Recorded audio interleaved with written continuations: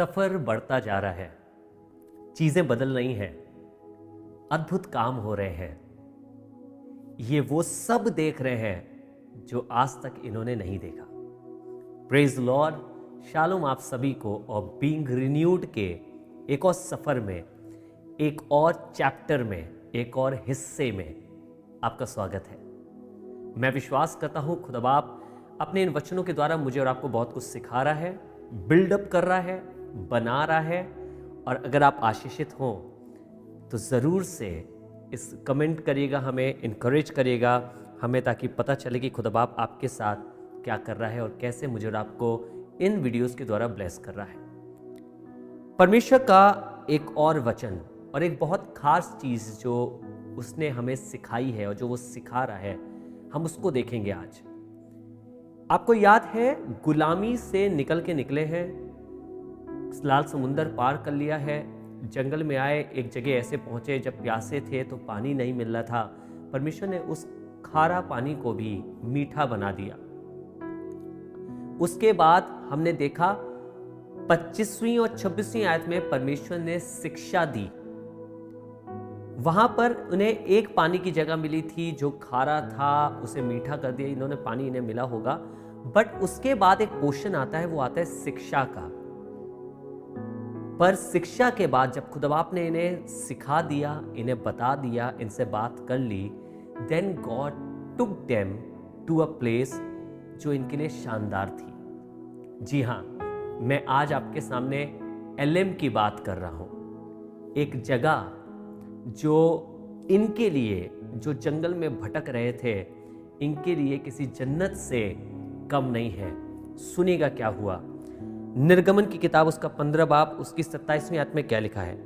तब वे एलीम को आए जहां पानी के 12 सोते और 70 खजूर के पेड़ थे, और वहां उन्होंने जल के पास डेरे खड़े किए। मुश्किलातों से निकले हुए जन, परेशानी से निकले हुए जन, जो खुद भी परेशान हैं, इनको समझ नहीं आ रहा था क्या करेंगे। लाल समुंदर सामने है, पर परमेश्वर ने मौजज़ा दिखाया, समुंदर को 2 भाग किया। उसके बाद जब निकले तो 3 दिन प्यासे रहे। प्यासे रहने के बाद एक जगह में पानी मिला, पर पानी जब पीकर देखा गया तो खारा था। पर खुदा बाप ने उनको वहां सिखाया कि जहां पे चीजें खारा होती हैं, जहां पे चीजें बिटर होती हैं, वहां पे प्रोविजन भी होता है। परमेश्वर ने प्रोविजन को रखा हुआ है वहां पर। इन्होंने प्रोविजन देखा और वो इस तरीके से देखा कि किस रीति से परमेश्वर ने वो खारा पानी इनके लिए मीठा कर दिया है। अब खारा पानी के बाद जब परमेश्वर ने इनको अपनी शिक्षा दी, हमने और आपने सुना था कल, टेस्ट एंड टीचिंग, ये कितने जरूरी हिस्सा है हमारी जिंदगी का।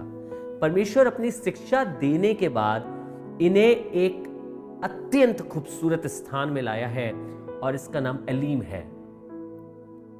यह स्थान शानदार है। आपको मालूम है, वहां पे पानी खारा था और शायद एक ही पीने का पानी था, एक ही स्थान था। यहां पे लिखा है 12 सोते थे, 12 सोते। मैं खुदावंद का धन्यवाद करता हूं। ये 12 नंबर आप जानते हैं, इनकी ट्राइब्स को दिखाता है। आप इसके आगे चल के देखेंगे कैसे कैसे चीज़ों को हम इसमें पढ़ेंगे। याकूब के 12 गोत्रों के बारे में हम पढ़ते हैं, और हम देखते हैं परमेश्वर ने 12 सोते इन्हें दिए और 70 खजूर के पेड़ थे। Now this is the first place that we read in Bible जहां पे इन्होंने कैंप किया, जहां पे ये ठहर गए। सफर बहुत भयानक रहा है, सफर बहुत ऊपर और नीचा होता रहा है, बहुत उतार और चढ़ाव इस सफर में आए हैं। But now God has given them a place to rest. आपको मालूम है कब? शिक्षा के बाद, कुछ सिखाने के बाद।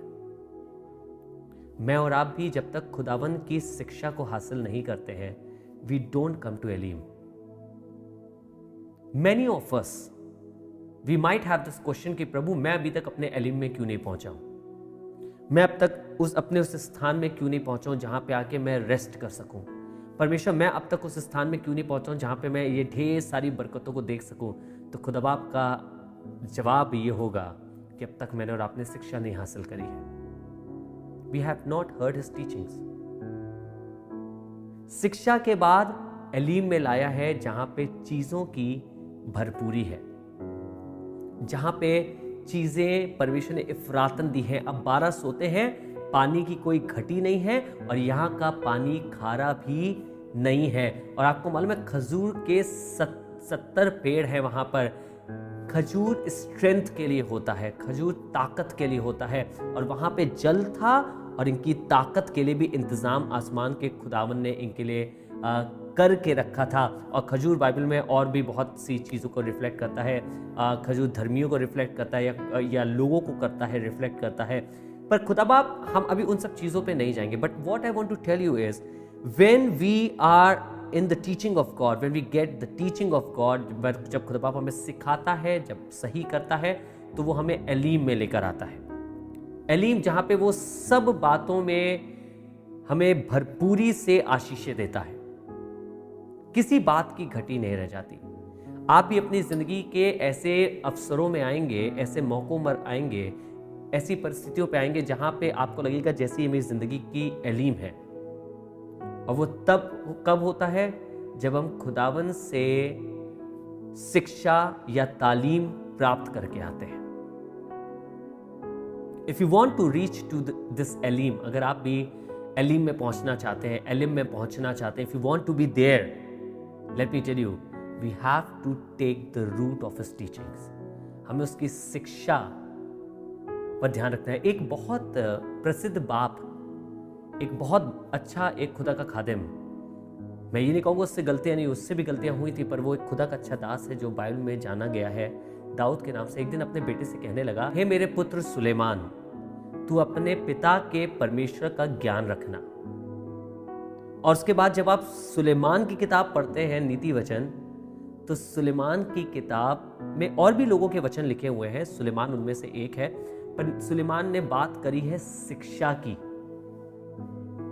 टीचिंग्स की, और उसके बाद उसने भी बताया है कि वो शिक्षा कैसे हमें एक ऐसे स्थान में ले आती है जहां पे हम खुदा बाप की बरकतों को देख पाते हैं। मैं आपको बताना चाहता हूं खुदा के लोगों, Elim is not far away.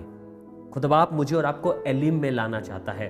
वो मुझे और आपको ऐसी जगह लाना चाहता है जहां सोते ही सोते हो, and when ever you want anything, आप उससे फेड हो सके, खुदा बाप आपको भरपूरी से दे सके उसकी शिक्षा के बाद। एलीम में पहुंचने के लिए उसकी शिक्षा की बहुत जरूरत है।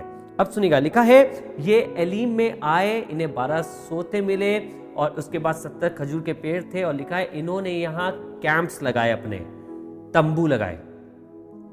जब मैं ये पढ़ रहा था, खुदावन का एक कलाम तुरंत मेरे जहन में आया। मुझे ऐसा लगा जैसे ये दोनों जगहें कितनी मैचिंग है ना।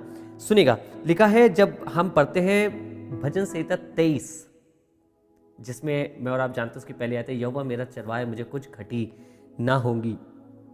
सेकंड और तीसरी आयत इस तरीके से कहती है, वो मुझे हरी हरी चराइयों में बैठाता है।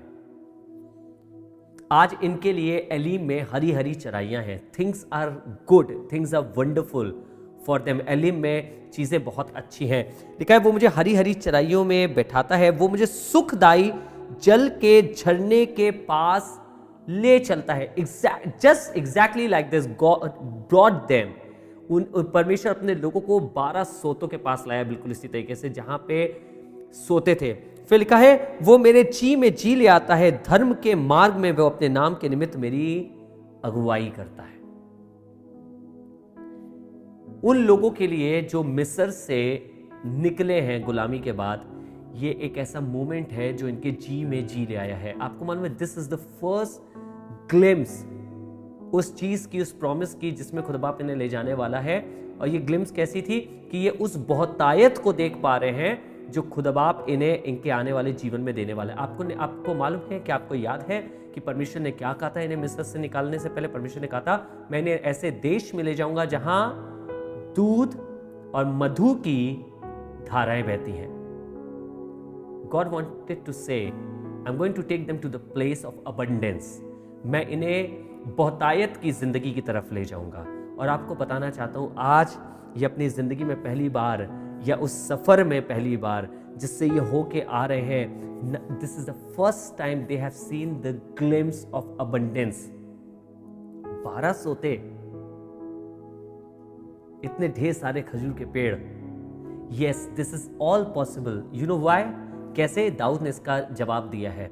दाऊद ने 23 की पहली आयत में, भजन संहिता 23 की पहली आयत में इसका जवाब दिया। उसने कहा, यहोवा मेरा चरवाहा है और मुझे कुछ घटी ना होगी। The answer of Elim is, the answer of reaching to Elim is that God has to be a shepherd. एलिम तक हम पहुंचना चाह रहे हैं तो हमारा चरवाहा खुदावंद होना चाहिए। एलिम तक हम जाना चाह रहे हैं, ऐसी स्थान में जहां सोते सोते हो, जहां बरकतें ही बरकतें हो, जहां आप देखें तो आपके जीवन में खुशहाली हो, आपको लगे कि एक रेस्ट की जगह मुझे मिल गई है, then God has to be a shepherd. हमें ज़रूरत है कि खुदावंद हमारा चरवाहा हो। मुझे और आपको नहीं मालूम कैसे चलना है, पर वो अपनी शिक्षा के द्वारा मुझे चलना सिखाता है। मुझे नहीं मालूम क्या करना है, पर वो अपनी शिक्षा के द्वारा मुझे कार्य करना सिखाता है। वो मेरी अगुवाई करता है और मुझे अपने सोतों तक लेकर आता है। This is what is written in Psalms 23. This is what is written in Psalms 23. खुदा बाप सोतों के पास लेके जा रहा है, झरनों के पास लेके जा रहा है, हरी चराइयों में चरा रहा है। आपको मालूम है क्यों? क्योंकि चरवाहा वो है। उसकी ये शिक्षा है। आपको क्या याद है उसने 26वीं आयत में क्या शिक्षा दी थी? निर्गमन 15 में उसने कहा था कि अगर तुम मेरी बात सुनो और मेरी विधियों को मानो, उन्हें स्मरण रखो। जब चरवाहा लीड कर आता है तो भेड़ें अपनी मर्जी से नहीं जाती हैं। They listen to their shepherd. वो अपने चरवाहे की सुनती है और उसके मुताबिक चलती है। मैं आपको बताना चाहता हूँ, अगर मैं और आप भी उसके मुताबिक चलेंगे तो हमारा खुदावन मुझे और आपको भी ऐसी चरागाह में ले चलेगा जहाँ पे मैं और आप आशीषित होंगे। सो गॉड ब्लेस यू। परमेश्वर आपको आशीष दे और बरकत दे इस वचन के द्वारा। आइए दुआ करें और कहें, परमेश्वर मुझे एलिम में पहुँचना है और उसके लिए मुझे तेरी आवश्यकता है। मेरा जीवन ताकि रिन्यूड हो सके और खूबसूरत बन सके। Let's pray. पिता, मैं धन्यवाद करता हूँ आपके इस वचन के लिए जो आपने दिया है। प्रभु, यही दुआ करता हूँ कि तेरे अनुग्रह से हम अपने एलिम तक पहुँचने पाए, तेरी शिक्षा को हासिल करने पाए, तेरे वचन को हासिल करने पाए, तेरी बातों पे कान लगाने वाले पाए, उसे भूले नहीं प्रभु। और तू हमारी अगुवाई करेगा सोतों तक पहुँचने में, भरपूरी तक पहुँचने में। धन्यवाद आपके वचन के लिए पिता। चाहता हूँ जितने सुन रहे हैं तेरा कलाम उन्हें आशीष दे। प्रभु यीशु के नाम से मांगते हैं, आमीन। God bless you. परमेश्वर आपको आशीष दे। हम अगले हफ्ते फिर मिलेंगे और खुदावन की आराधना एक साथ मिलकर करेंगे। God bless you.